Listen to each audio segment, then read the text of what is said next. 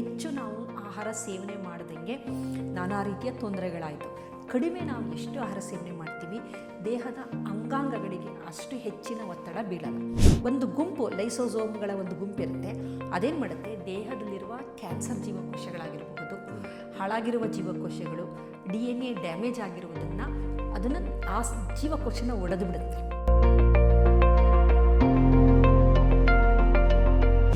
ನಿಮಗೆ ಒಂದು ಹುಲಿ ಹೋದರೆ ಇನ್ನೊಂದು ಕಂಟಿನ್ಯೂಸ್ ನಿಮ್ಮ ರಕ್ತದಲ್ಲಿ ಇದೆಲ್ಲ ಇರೋದ್ರಿಂದ ಒತ್ತಡ ಜಾಸ್ತಿ ಇರುತ್ತೆ, ಸದಾಕಾಲ ಸಕ್ಕರೆ ಇರುತ್ತೆ, ಸದಾಕಾಲ ಹಾರ್ಟ್ ಬೀಟ್ ಜಾಸ್ತಿ ಇರುತ್ತೆ, ಸದಾಕಾಲ ಒತ್ತಡದ ಹಾರ್ಮೋನ್. ಸೊ ಇದು ನಮ್ಮ ಆಯಸ್ಸನ್ನು ಕುಗ್ಗಿಸ್ತಾ ಇರುತ್ತೆ. ಹಿಂದಿನ ಕಾಲದಲ್ಲಿ ಏನಕ್ಕೆ ದೀರ್ಘಾಯುಷ್ಯರಾಗಿದ್ದರು? ಚಿಂತೆ ಇಲ್ಲ, ಒತ್ತಡ ಇಲ್ಲ, ಎಲ್ಲ ಭಗವಂತನ ಮೇಲೆ ಹಾಕೋರು.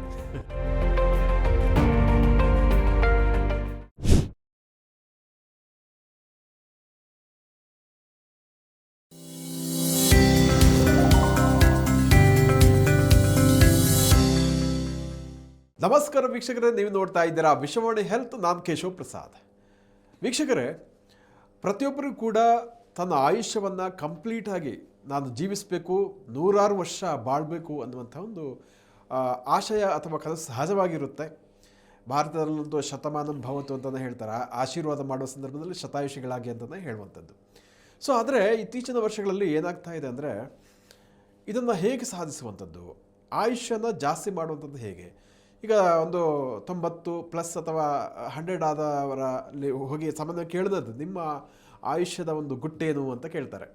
ಸೊ ಹಾಗಾಗಿ ಇವತ್ತಿನ ಎಪಿಸೋಡಲ್ಲೂ ಕೂಡ ನಾವು ಆಯುಷ್ಯವನ್ನು ವರ್ಧನೆ ಮಾಡಿಕೊಳ್ಳುವಂಥದ್ದು ಹೇಗೆ, ಇದಕ್ಕೇನಾದರೂ ದಾರಿ ಇದೆಯಾ, ಈ ರೀತಿಯ ಒಂದು ಉಪಯುಕ್ತವಾದಂತಹ ವಿಚಾರಗಳನ್ನು ಇವತ್ತಿನ ಎಪಿಸೋಡ್ ನಾವು ತಿಳ್ಕೊಳ್ಳೋಣ. ಇದಕ್ಕಾಗಿ ನಮ್ಮ ಜೊತೆ ಇವತ್ತು ಮೈಸೂರು ವಿಶ್ವವಿದ್ಯಾನಿಲಯದ ಜೆನೆಟಿಕ್ಸ್ ಆ್ಯಂಡ್ ಜೆನೋಮಿಕ್ಸ್ ವಿಭಾಗದ ಅಧ್ಯಕ್ಷರಾದ ಪ್ರೊಫೆಸರ್ ಸುತ್ತೂರು ಎಸ್ ಮಾಲಿನಿ ಅವರು ನಮ್ಮ ಜೊತೆ ಇದ್ದಾರೆ. ಬಂದು ಕಾರ್ಯಕ್ರಮಕ್ಕೆ ಅವರನ್ನು ವೆಲ್ಕಮ್ ಮಾಡೋಣ. ನಮಸ್ಕಾರ ಮಾಲಿನಿ. ನಮಸ್ತೆ ಸರ್. ಸೊ ಇವತ್ತಿನ ಟಾಪಿಕ್ ಬಹಳ ಇಂಟ್ರೆಸ್ಟಿಂಗ್ ಇದೆ, ಯಾಕಂದರೆ ಆಯುಷ್ಯವನ್ನು ವೃದ್ಧಿಸಿಕೊಳ್ಳುವಂಥದ್ದು, 100 ವರ್ಷ ಬದುಕುವಂಥದ್ದು ಪ್ರತಿಯೊಬ್ಬರು ಕೂಡ ಒಂದು ಥಾಟ್ಸ್ ಇರುತ್ತೆ. ಸೊ ಹಾಗಾಗಿ ಬಟ್ ಹೇಗೆ ಅಂತ ಗೊತ್ತಿರಲ್ಲ ಎಷ್ಟೋ ಸಂದರ್ಭಗಳಲ್ಲಿ. ಸೊ ಅದಕ್ಕೆ ಏನು ಪರಿಹಾರ ಅಂತ ಹೇಳ್ತೀರಾ, ಅಂತ ಏನು ಕಾರಣ, ಮತ್ತು ಯಾವ ರೀತಿಯ ಒಂದು ಲೈಫ್ ಸ್ಟೈಲನ್ನು ಇದು ಮಾಡಬೇಕು, ಏನು ನಿಮ್ಮ ಸಲಹೆ ಅಂತ? ಸರ್, ಈಗ ಸ್ವಾತಂತ್ರ್ಯ ಪೂರ್ವಕ್ಕೆ ನಾವು ಹೋಲಿಸಿದಾಗ ಇವಾಗ ನಮ್ಮ ಜನರ ಒಂದು ಸರಾಸರಿ ಒಂದು ಆಯುಷ್ಯು 70 ವರ್ಷ ಅಂತ ಅಂತೀವಿ. ಮೊದಲೆಲ್ಲ ಬಹಳ ಸಾಂಕ್ರಾಮಿಕ ರೋಗಗಳು ಬರ್ತಾ ಇತ್ತು, ಕಾಲರ, ಪ್ಲೇಗು, ಇದೆಲ್ಲ ಬಂದರೆ ಒಂದೊಂದು ಊರುಗಳು, ಯಾವುದು ಹಳ್ಳಿಗಳು ಅಂತಿದ್ವಲ್ಲ, ವಾಶೌಟ್ ಆಗ್ತಾಯಿದ್ವು. ಇಡೀ ಹಳ್ಳಿಗಳಲ್ಲಿ ಅದು ಭೈರಪ್ಪ ಅವರ ಗೃಹಭಂಗನ ಓದಿದ್ರೆ ಗೊತ್ತಾಗೋಗುತ್ತೆ. ಈ ಪ್ಲೇಗ್ ಬಂದು ಯಾವ ರೀತಿ ಜನ ಸಾಯ್ತಾ ಇದ್ರು ಅಂದರೆ ಅವ್ರನ್ನ ಸುಡೋದಕ್ಕೂ ಯಾರೂ ಜನ ಇರ್ತಾ ಇರಲಿಲ್ಲ. ಆ ಥರ ಒಂದೊಂದು ಸಾಂಕ್ರಾಮಿಕ ರೋಗಗಳು ಬರ್ತಾಯಿತ್ತು. ನಂತರ ವೈದ್ಯಕೀಯ ಕ್ಷೇತ್ರದಲ್ಲಿ ಒಂದು ಕ್ರಾಂತಿನೇ ಆಯಿತು. ವ್ಯಾಕ್ಸಿನ್ಸ್ಗಳು ಬಂದವು, ಮತ್ತು ವೈದ್ಯಕೀಯ ಸವಲತ್ತುಗಳು ಬಂದವು. ಕಣ್ಣು ಸ್ವಲ್ಪ ಇದು ಮಂಜಾಗ್ತಿದೆ, ಕ್ಯಾಟ್ರಾಕ್ಟ್ ಅಂದರೆ ಆಪ್ರೇಷನ್ ಆಯಿತು. ಕಿವಿ ಕೇಳಲ್ಲ ಅಂದರೆ ಅದಕ್ಕೊಂದು ಮಿಷನ್ ಬಂತು. ಹಲ್ಲು ಉದುರಿದ್ರೆ ಹಲ್ಲನ್ನು ನಾವು ಪುನಃ ರಿಪ್ಲೇಸ್ ಮಾಡ್ಕೊಳ್ಳೋರು. ಈ ಥರ ದೇಹದ ಪಾರ್ಟ್ಸ್ ವಯಸ್ಸಾದಂಗೆ ಏನೇನಿದೆ ಎಲ್ಲದನ್ನು ರಿಪ್ಲೇಸ್ ಮಾಡ್ಕೊಂಡು ಬರೋ ಥರ ಆಯಿತು. ಇವಾಗ ನಮ್ಮದು ಸರಾಸರಿ 70 ಇಯರ್ಸು ಚೆನ್ನಾಗಿ ಎಲ್ಲ ಬದುಕ್ತಾರೆ. ಆದರೆ ಆಯಸ್ಸು ಅಂತಂದಾಗ ಎಷ್ಟು ವರ್ಷಗಳು ಬದುಕಿದ್ದಾನೆ, ಎಷ್ಟು ಆರೋಗ್ಯವಾಗಿ ಬದುಕಿದ್ದಾನೇ ಬಹಳ ಮುಖ್ಯ. ಏನಕ್ಕೆ ಅಂತಂದರೆ ಡಯಾಲಿಸಿಸ್ ಮಾಡ್ಕೊಂಡು ನೀನು 100 ವರ್ಷ ಬದುಕಿದ್ರೂ ಅದು ಸರಿಯಾದ ಒಂದು ಜೀವನ ಅಲ್ಲ ಅದು. ಏಕೆಂದರೆ ನೀನು ಹೊರಗಡೆಯಿಂದ ಒಂದು ಸಪೋರ್ಟ್ ತಗೊಂಡು ನೀನು ಇದು ಮಾಡ್ತಾ ಇದೆಯಾ, ನಿನ್ನ ಕಿಡ್ನಿ ಸರಿಯಾಗಿ ಕೆಲಸ ಮಾಡ್ತಾ ಇಲ್ಲ. ಆ ರೀತಿ ಹೊರಗಡೆಯಿಂದ ಸಪೋರ್ಟೇ ತಗೊಳ್ಳದೆ ಯಾವುದೇ ಇದನ್ನು ನಿನ್ನ ದೇಹದಲ್ಲಿರುವ ಅಂಗಾಂಗಗಳೇ ಆರೋಗ್ಯವಾಗಿದ್ದು ನೀನು ಬಹಳಷ್ಟು ವರ್ಷಗಳ ಯಾವುದೇ ಒಂದು ಇಂಡಿಪೆಂಡೆಂಟ್ ಆಗಿ ಅಂತ ಅನ್ಬೋದು ನಾವು. ಆ ಥರ ನಾವು ಬದುಕಿದಾಗ ಒಂದು ಒಳ್ಳೆಯ ಜೀವನ ಅಂತ ಅನ್ಬೋದು, ಒಂದು ದೀರ್ಘಾಯುಷ್ಯ ಅಂತಲೂ ಅನ್ಬೋದು. ಎಷ್ಟೋ ಜನ 90 ವರ್ಷ ಆದ್ರೂ ಚೆನ್ನಾಗೇ ಇರ್ತಾರೆ, ವಯಸ್ಸಾಗಿರುತ್ತೆ ಅವ್ರಿಗೆ ನಿಜ. ಮೊದಲಷ್ಟು ಅವರು ಚುರುಕಾಗಿರಲ್ಲ, ಲವಲವಿಕೆ ಇಲ್ಲದೆ ಹೋದರೂ ಒಂದು ಚೆನ್ನಾಗಿ ಅವರು ಒಂದು ಹೆಲ್ತಿ ಅಂತಲೇ ನಾವು ಹೇಳ್ಬಹುದು. ಆ ಥರ ಬಹಳಷ್ಟು ಜನ ಇದ್ದಾರೆ. ಇಲ್ಲದೇ ಇದ್ದಾರೆ, ಸಪೋರ್ಟ್ ತಗೊಂಡು ಡಯಾಲಿಸಿಸ್ಸು ಬೇರೆ ಬೇರೆ ಥರದ ಒಂದು ಇದು ಮಾಡ್ಕೊಂಡು ಹೇಗೋ ಸ್ಟಂಟ್ಗಳು ಹಾಕ್ಕೊಂಡು ಬೈಪಾಸ್ ಸರ್ಜರಿ ಮಾಡ್ಕೊಂಡು ಹೃದಯ ಆಗ್ಬೋದು, ಕಿಡ್ನಿ ಆಗ್ಬೋದು, ಎಲ್ಲದರಲ್ಲೂ ಏನೋ ಒಂದೊಂದು ಹೊಸದಾಗಿ ಹೊರಗಡೆಯಿಂದ ಎಕ್ಸ್ಟರ್ನಲ್ ಸಪೋರ್ಟ್ ತಗೊಂಡು ಬದುಕಿರೋರು ಇದ್ದಾರೆ. ಆರೋಗ್ಯವಂತರಾಗಿ ದೀರ್ಘಾಯುಷ್ಯನ ಪಡೆದಿರೋ ಅಂಥವರು ಇದ್ದಾರೆ. 100 ವರ್ಷಗಳ ಕಾಲ ಬದುಕಿರೋ ಅಂಥ ಬೇಕಾದಷ್ಟು ಜನಗಳನ್ನು, ಒಳ್ಳೆಯ ರೀತಿಯಲ್ಲಿ ಬದುಕಿರೋ ಅಂತಹ ಜನನ ನಾವು ನೋಡಿದ್ದೀವಿ. ಹಾಗಾದರೆ ಇದರ ರಹಸ್ಯ ಏನು ಅಂತ ವಿಜ್ಞಾನಿಗಳು ಸಂಶೋಧನೆ ಮಾಡಿದ್ದಾರೆ. ಸಂಶೋಧನೆಯನ್ನು ಹಣ್ಣಿನ ನೊಣಗಳ ಮೇಲೆ ಮಾಡಿದ್ದಾರೆ, ಡ್ರೋಸೋಫಿಲಾ ಅಂತ ಕರಿತೀವಿ. ಸಿ ಎಲಿಗೆನ್ಸ್ ಅಂತ ನಿಮ್ಯಾಟೋಡದು ಒಂದು ಹುಳು, ವರ್ಮ್ ಅಂತೀವಿ, ಅದ್ರ ಮೇಲೆ ಮಾಡಿದ್ದಾರೆ. ಇಲಿಗಳ ಮೇಲೆ ಮಾಡಿದ್ದಾರೆ, ವಾಲಂಟಿಯರ್ಸ್ ಮೇಲೆ ಮಾಡಿದ್ದಾರೆ. ಕೊನೆಗೆ ಅವರು ಕಂಡುಕೊಂಡಿರುವ ಒಂದು ಸಿದ್ಧಾಂತ, ಒಂದು ಕಾನ್ಸೆಪ್ಟ್ ಬಂತಲ್ಲ, ಇದು ತುಂಬ ರಿಸರ್ಚ್ ಎಲ್ಲ ಆಗಿರೋದು ಅಂತ, ಕಡಿಮೆ ತಿನ್ನು ಜಾಸ್ತಿ ಬದುಕು ಅಂತ ಒಂದು ಕೊನೆಗೆ ಒಂದು ಟೈಟಲ್ ಕೊಟ್ಟರು. ಕಡಿಮೆ ತಿನ್ನಿ ದೀರ್ಘಕಾಲ ಬದುಕಿ ಅಂತ. ಅದನ್ನು ಎಲ್ಲರೂ ನಾವು ಮೊದಲಿಂದ ಸಣ್ಣದರಿಂದ ಕೇಳಿದ್ದೀವಿ.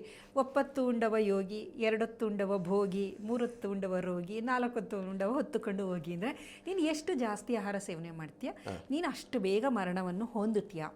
ದೇಹದ ಎಲ್ಲ ನಮ್ಮ ಅಂಗಾಂಗಗಳು ನಾವು ಆಹಾರ ಜಾಸ್ತಿ ಸೇವನೆ ಮಾಡಿದಷ್ಟು ಜಾಸ್ತಿ ಕೆಲಸನ ಮಾಡ್ತಾ ಇರುತ್ತೆ. ಜಾಸ್ತಿ ಈಗ ವೇರ್ ಆ್ಯಂಡ್ ಟೇರ್ ಥಿಯರಿ ಅಂತಿದೆ. ನೀನು ಎಷ್ಟು ಅದೇ ಬಟ್ಟೆ ಹಾಕೊಂಡ್ತೀಯ ಹರಿದೋಗುತ್ತದು. ಸುಮಾರಿದೆ, ಏಜಿಂಗದಲ್ಲಿ ಥಿಯರಿಗಳಿದೆ, ಒಂದು 20 ಥರದ ಥಿಯರಿಗಳು. ಇದು ವೇರ್ ಆ್ಯಂಡ್ ಟೇರ್ ಥಿಯರಿ ಅಂತ. ಜಾಸ್ತಿ ನೀನು ಮಾಡ್ದಂಗೆ ಅದು ಆಯಸ್ಸು ಅದರದ್ದು. ನೀವು ಒಂದು ಕಾರ್ನ ಕಂಟಿನ್ಯೂಸ್ ಓಡಿಸ್ತಾನೆ ಇರಿ, ಅದು ಬೇಗ ಹಾಳಾಗುತ್ತೆ. ದೇಹನೂ ಅದೇ ಥರ. This is one instrument. ಅದು ಇದನ್ನು ನೀವು ಯಾವ ರೀತಿ ಬಳಕೆ ಮಾಡ್ತೀರಾ, ಎಷ್ಟು ಚೆನ್ನಾಗಿ ಇಟ್ಕೊತೀರಾ, ಸರ್ವಿಸ್ ಮಾಡಿಸ್ತಾರಲ್ಲ ಆ ಥರ ದೇಹಕ್ಕೂ ಸರ್ವಿಸ್ ಬೇಕು. ಅದಕ್ಕೆ ನಾವು ಹೇಳೋದು ನೈಸರ್ಗಿಕ ಚಿಕಿತ್ಸೆಗಳು ಅಂತೇಳಿ. ಅದರಲ್ಲಿ ಬೇಕಾದಷ್ಟು ಚಿಕಿತ್ಸೆಗಳಿದೆ. ವರ್ಷಕ್ಕೆ ಒಮ್ಮೆ ಅದನ್ನು ಮಾಡಿಸ್ಕೊಳ್ಳಿ ಅಂತಂತಾರೆ. ದೇಹವನ್ನು ಸಂಪೂರ್ಣವಾಗಿ ನಿರ್ವಿಷಯುಕ್ತ ಮಾಡಿ ದೇಹವನ್ನು ಚೆನ್ನಾಗಿಡೋ ಅಂಥದ್ದು. ನಾವು ವೆಹಿಕಲ್ಗೆ ಹೇಗೆ ಸರ್ವಿಸ್ ಎಲ್ಲ ಮಾಡಿಸ್ತೀವಲ್ಲ, ಆಯಿಲ್ ಚೇಂಜ್ ಅಂತೆಲ್ಲ ಮಾಡಿಸ್ತೀವಿ, ಆದರೆ ದೇಹಕ್ಕೆ ಮಾಡ್ಕೊಳ್ತಾ ಇಲ್ಲ ನಾವು.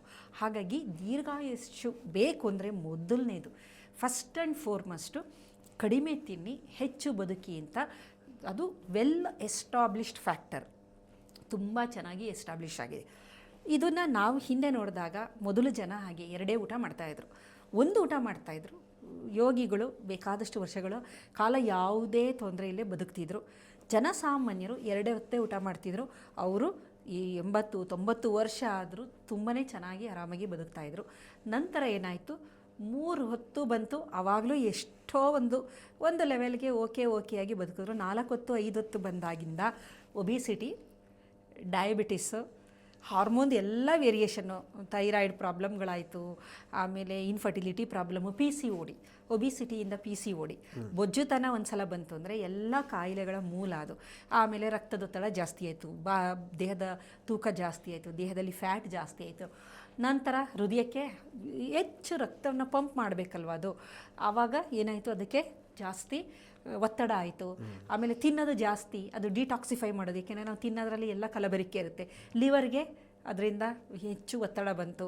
ಆ ಎಕ್ಸ್ಕ್ರಿಷನ್ ಮಾಡಬೇಕಲ್ವ ನಮ್ಮ ಕಿಡ್ನಿ, ಅದಕ್ಕೆ ಹೆಚ್ಚು. ಹೀಗೆ ದೇಹದ ಎಲ್ಲ ಭಾಗಗಳು ಅಂಗಾಂಗಗಳಿಗೂ ಹೆಚ್ಚು ನಾವು ಆಹಾರ ಸೇವನೆ ಮಾಡ್ದಂಗೆ ನಾನಾ ರೀತಿಯ ತೊಂದರೆಗಳಾಯಿತು.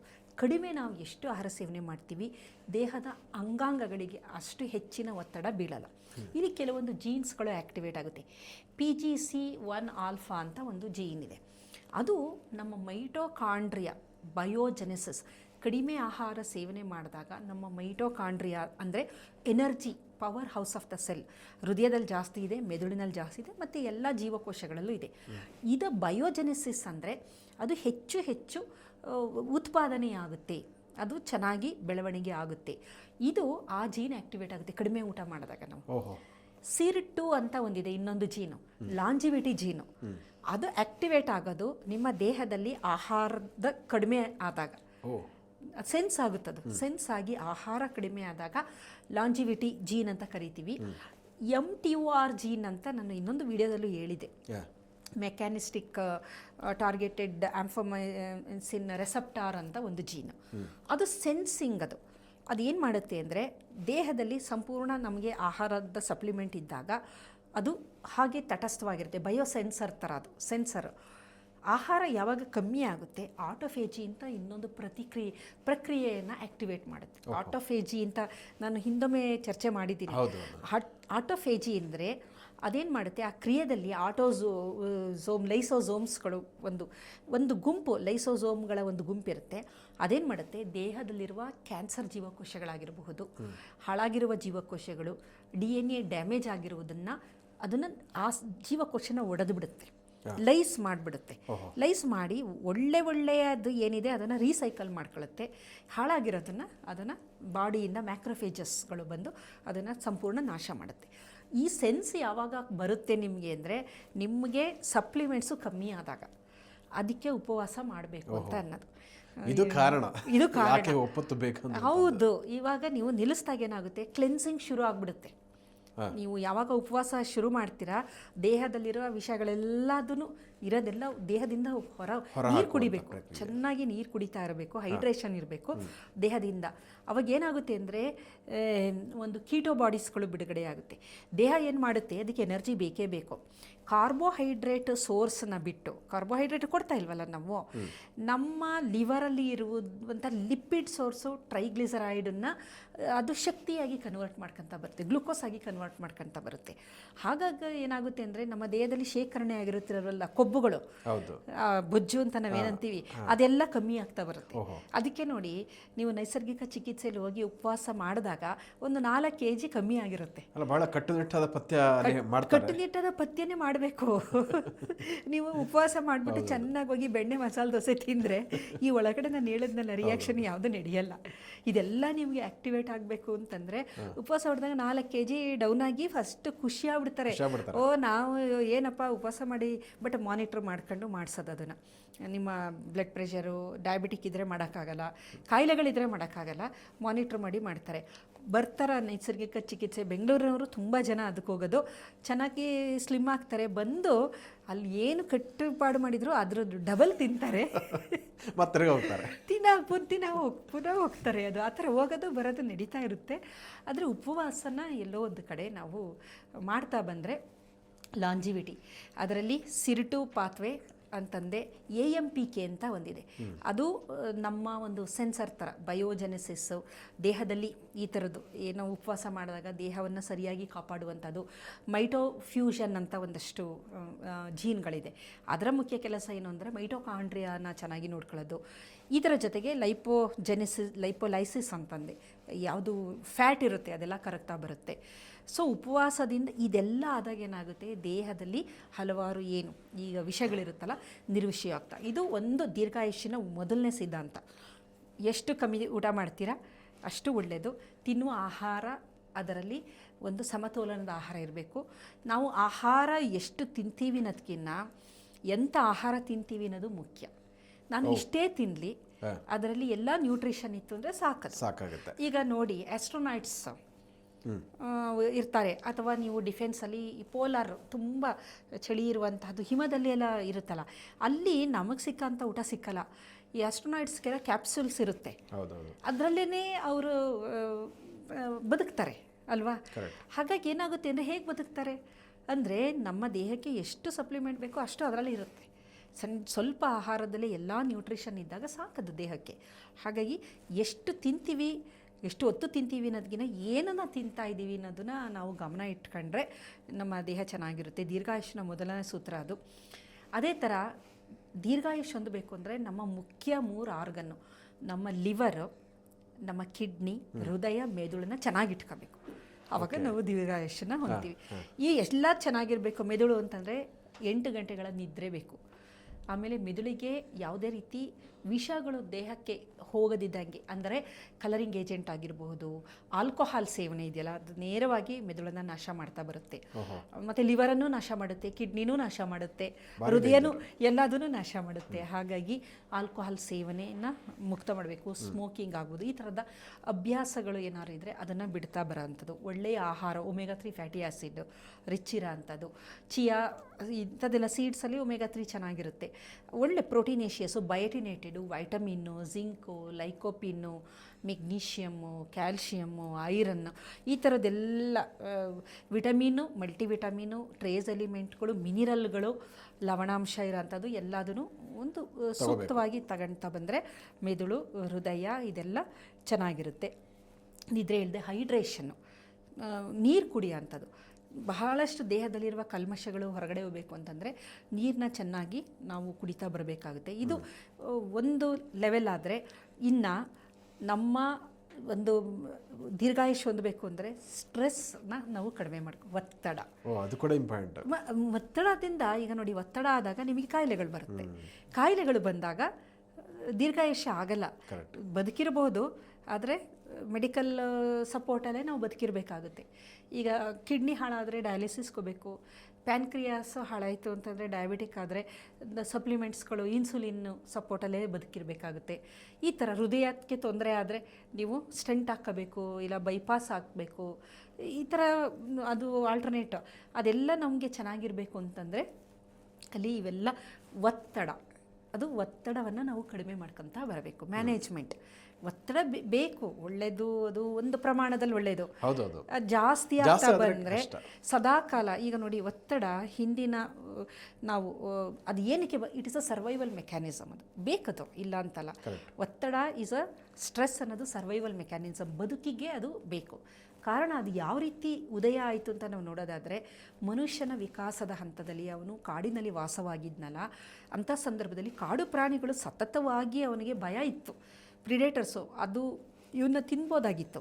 ಅಂಥ ಸಂದರ್ಭದಲ್ಲಿ ಅವನು ಏನು ಮಾಡ್ತಾ ಇದ್ದ, ಅದನ್ನು ನೋಡಿದಾಗ ಎಚ್ಚರಿಕೆ ಆಗಬೇಕು. ಎಚ್ಚರಿಕೆ ಆದಾಗ ಅದ್ರ ಜೊತೆ ಫೈಟ್ ಮಾಡಬೇಕು, ಅಥವಾ ಓಡೋಗಿ ಮರ ಹತ್ಕೊಂಡು ಕೂತ್ಕೋಬೇಕು. ಈ ಥರದ ಒಂದು ಪ್ರಾಸೆಸ್ ದೇಹದಲ್ಲಿ ಆಗಬೇಕು ಅಂದರೆ ಆಗ ಹೈಪೋಥಲಾಮಸಿಂದ CRH, ಕಾರ್ಟಿಕೋಟ್ರೋಪಿಕ್ ರಿಲೀಸಿಂಗ್ ಹಾರ್ಮೋನ್ ಬಿಡುಗಡೆ ಆಗ್ತಾಯಿತ್ತು ಹುಲಿನ ನೋಡಿದಾಗ. ನಂತರ ಕಾರ್ಟಿಕೋಟ್ರೋಪಿಕ್ ರಿಲೀಸಿಂಗ್ ಹಾರ್ಮೋನು ಪಿಟ್ಯೂಟರಿಗೆ ಹೋಗಿ ACTH, ಎಡ್ರಿನೋ ಕಾರ್ಟಿಕೋಟ್ರೋಪಿಕ್ ಹಾರ್ಮೋನ್ನ ಬಿಡುಗಡೆ ಮಾಡುತ್ತೆ. ಆ ಪಿಟ್ಯೂಟರಿಯಿಂದ ಎಡ್ರಿನಲ್ ಗ್ಲ್ಯಾಂಡ್ ಏನು ಮಾಡುತ್ತೆ, ನಮ್ಮ ಕಿಡ್ನಿ ಇದೆಯಲ್ಲ ಅದರ ಮೇಲೆ ಒಂದು ಟೋಪಿ ಥರದ ಒಂದು ಗ್ಲ್ಯಾಂಡ್ಸ್ ಇದೆ. ಅದರ ಕೆಲಸ ಏನು ಅಂತಂದರೆ ಕಾರ್ಟಿಸಾಲ್ ಅಥವಾ ಒತ್ತಡದ ಹಾರ್ಮೋನು ಅದನ್ನು ಬಿಡುಗಡೆ ಮಾಡೋ ಅಂಥದ್ದು. ಒತ್ತಡದ ಹಾರ್ಮೋನು ಎಪಿನೆಫ್ರಿನ್, ನಾನ್ ಎಪಿನೆಫ್ರಿನ್ ಇವೆಲ್ಲ ಇದೆ. ಕಾರ್ಟಿಸಾಲು ಪ್ರಮುಖವಾದದ್ದು. ಒತ್ತಡ ಆದಾಗ ಏನಾಗೋದು, ಹುಲಿನ ನೋಡಿದಾಗ ಇಷ್ಟ ಆಗಿಬಿಡುತ್ತೆ ದೇಹದಲ್ಲಿ. ಹುಲಿನ ನೋಡಿ, ಹಿಂಗೆ ನಾನು ನೋಡಿದ ತಕ್ಷಣ ಹುಲಿ ನನಗೆ ಗೊತ್ತಿಲ್ಲದಂಗೆ CRH, ACTH, ಕಾರ್ಟಿಸಾಲ್ ರಿಲೀಸ್ ಆಯಿತು. ಕಾರ್ಟಿಸಾಲ್ ಇಮಿಡಿಯೇಟಾಗಿ ಏನು ಮಾಡುತ್ತೆ, ಬ್ಲಡ್ನ ರಶ್ ಮಾಡುತ್ತೆ. ತಕ್ಷಣ ಗ್ಲೂಕೋಸು, ದೇಹದಲ್ಲಿ ಇರೋಂಥ ಗ್ಲೂಕೋಸ್ ಎಲ್ಲ ಬ್ಲಡ್ಗೆ ಬರಬೇಕು. ಏನಕ್ಕೆ ಬ್ಲಡ್ಗೆ ಬರಬೇಕಂದ್ರೆ ಎನರ್ಜಿ. ಓಡಬೇಕು ನೀನು, ಇಲ್ಲ ಫೈಟ್ ಮಾಡಬೇಕು, ಎರಡಕ್ಕೂ ಎನರ್ಜಿ ಬೇಕು. ಎನರ್ಜಿ ಇಲ್ಲ ಅಂದರೆ ಆಗೋದಿಲ್ಲ. ಆವಾಗ ಎನರ್ಜಿ, ಒತ್ತಡ. ಆವಾಗ ಬ್ಲಡ್ ಪ್ರೆಷರ್ ಜಾಸ್ತಿ ಆಯಿತು. ಎನರ್ಜಿಗೆ ಬ್ಲಡ್ ಪ್ರೆಷರು, ಮತ್ತು ನೀನು ಮಸಲು ಟೆನ್ಸ್ ಆಗುತ್ತೆ. ನೀನು ಮಸಲ್ಲು ರೆಡಿ ಆಗಬೇಕು. ಟೆನ್ಸ್ ಆಗಬೇಕು ಅಂತಂದರೆ ನೀನು ಬ್ಲಡ್ ಪ್ರೆಷರ್ ಜಾಸ್ತಿ ಆಗಬೇಕು. ಹೃದಯಕ್ಕೆ ಒತ್ತಡ ಆಯಿತು, ಈಗ ರಕ್ತದಲ್ಲಿ ಸಕ್ಕರೆ ಪ್ರಮಾಣ ಜಾಸ್ತಿ ಆಯಿತು. ಈ ರೀತಿ ಆಮೇಲೆ ಮಸಲೆಲ್ಲ ಟೆನ್ಸ್ಡ್ ಆಯಿತು. ಇದೆಲ್ಲ ಆದಾಗ ಏನಾಗುತ್ತೆ, ಅವನು ಒಂದು ಪ್ರಿಡೇಟರ್, ಒಂದು ಕಾಡು ಮೃಗ ಇತ್ತು, ಅವನ ಜೀವನ ಉಳಿಸ್ಕೊಳ್ಳೋಕ್ಕೋಸ್ಕರ ಹೋರಾಟ ಮಾಡ್ತಿದ್ದ ಅಥವಾ ಓಡೋಗ್ತಾ ಇದ್ದ. ಈಗ ಅದೇ ಮೆಕ್ಯಾನಿಸಮು ಅದೇ ಇದೆ. ಆದರೆ ಹುಲಿ, ಸಿಂಹದ ಬದಲು ಬೇರೆ ಬೇರೆ ಬೇರೆ ಬೇರೆ ಸ್ಟ್ರೆಸ್ಸರ್ಸ್ಗಳು. ಅದು ಯಾವುದು, ಮನೆಯಲ್ಲಿ ಗಂಡ ಆಗ್ಬೋದು, ಹೆಂಡತಿ ಆಗ್ಬೋದು, ಮಕ್ಕಳಾಗ್ಬೋದು, ಅತ್ತೆ ಮಾವ ಆಗ್ಬೋದು. ಸೊಸೆಗೆ ಅತ್ತೆ ಮಾವನೇ ಸ್ಟ್ರೆಸ್ಸರ್ಸು ಅಲ್ವಾ? ಅತ್ತೆ ಮಾವ, ಅಪ್ಪ ಅಮ್ಮನೂ ಇರ್ಬೋದು ಕೆಲವು ಸಂದರ್ಭದಲ್ಲಿ, ಎಲ್ಲ ಥರನೂ ಇರ್ತಾರೆ.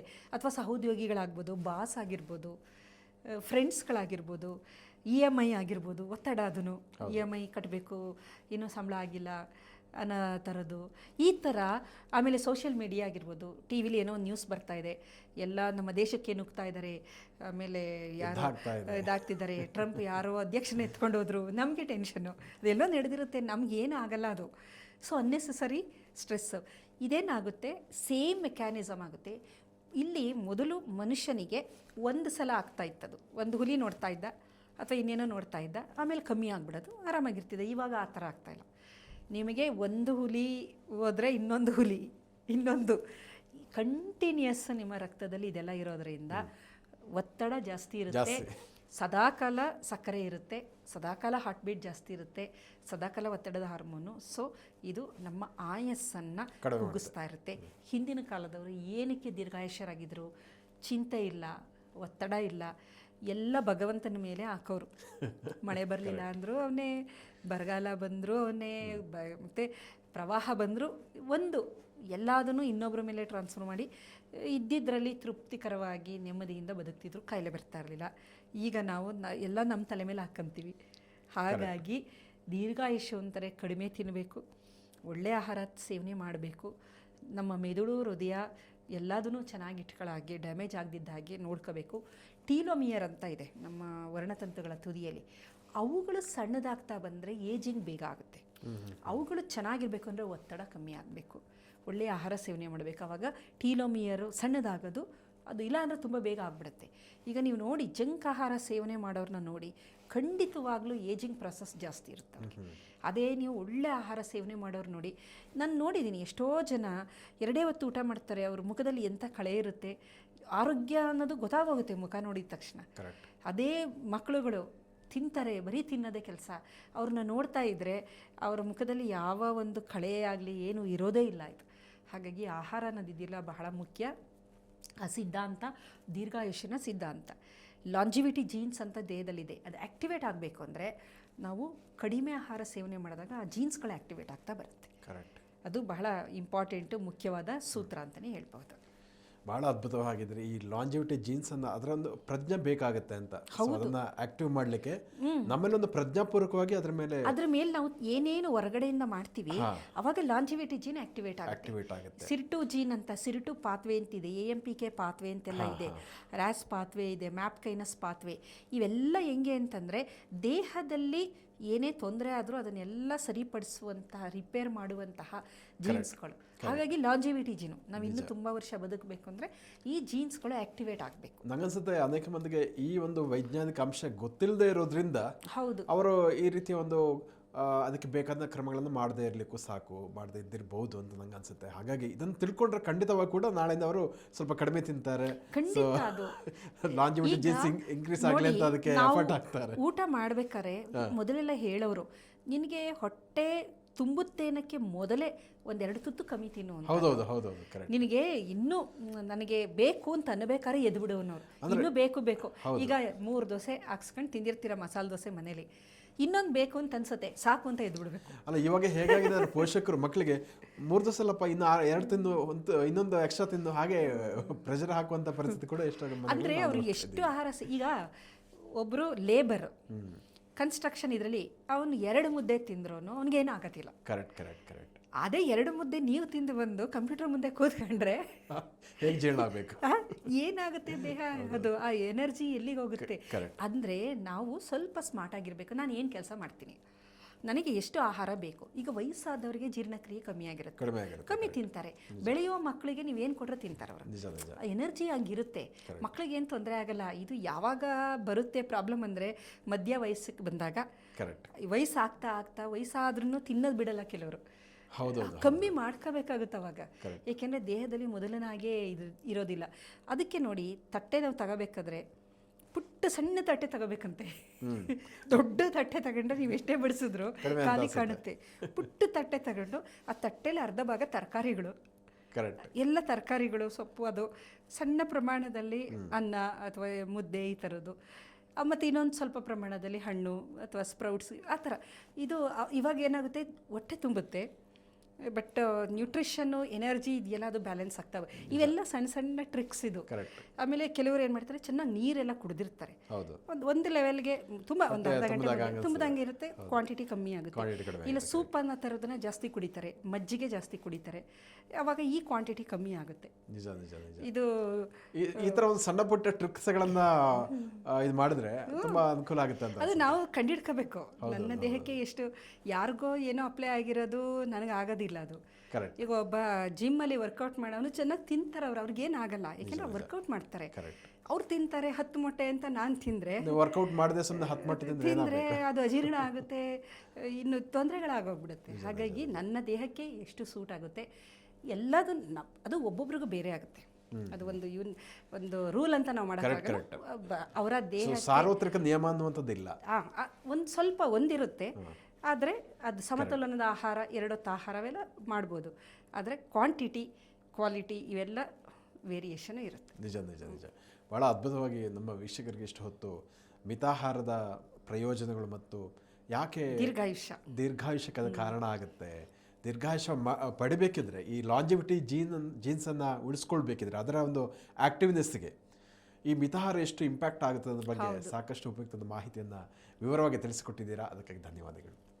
ವೀಕ್ಷಕರೇ, ಇಂತಹ ಮತ್ತಷ್ಟು ಉಪಯುಕ್ತ ವಿಡಿಯೋಗಳಿಗೆ ವಿಶ್ವವಾಣಿ ಹೆಲ್ತ್ ಯೂಟ್ಯೂಬ್ ಚಾನಲನ್ನು ವೀಕ್ಷಿಸಿ ಮತ್ತು ಸಬ್ಸ್ಕ್ರೈಬ್ ಮಾಡಿ. ವಂದನೆಗಳು.